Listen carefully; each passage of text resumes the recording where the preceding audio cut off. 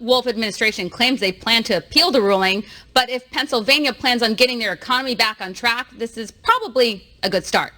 Join me now from Dallas, Texas, financial expert and co-founder and chief strategist of GDP Advisors, Seth Denson. Seth, thank you for being here. Stephanie, always good to be with you. So, Seth, what do you think about this? I mean, this isn't just a Pennsylvania issue. This is every state across the country. So what does this judge's ruling mean for every other state?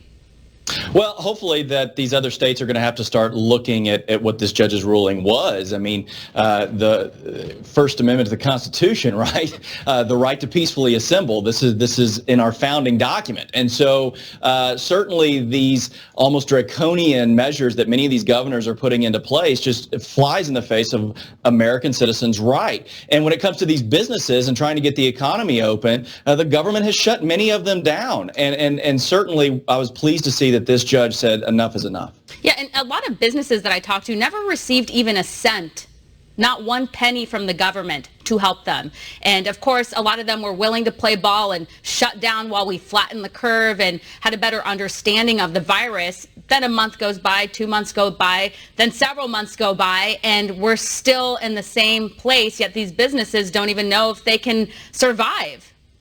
Well, that's certainly right, and something you and I have talked about a lot, Stephanie, which is the government's desire to just throw cash around and err on the side of expediency versus accuracy. You had many of these large businesses. There were a number of stories of businesses that didn't need the money that got the money.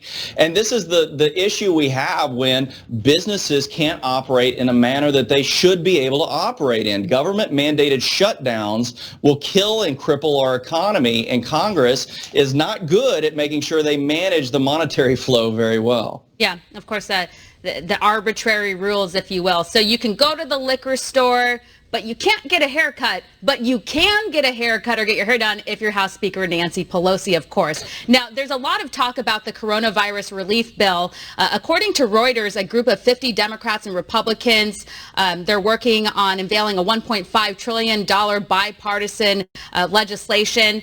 I talked to Congressman Andy Biggs of Arizona. He's not part of this group. He doesn't support it.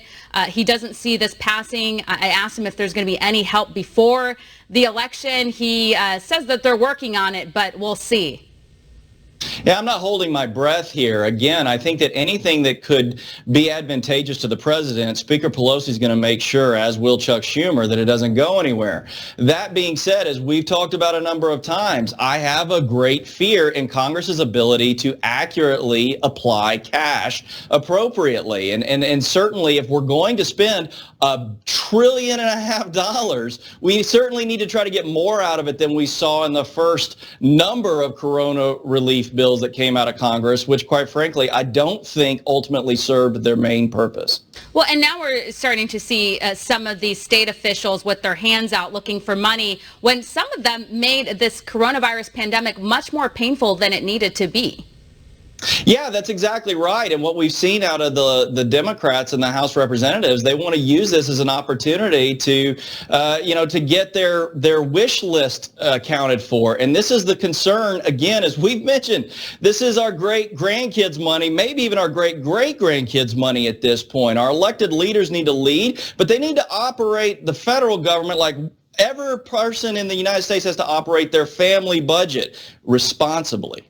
Yeah, and as I said, lawmakers are trying to get creative, putting their hands out, looking for money.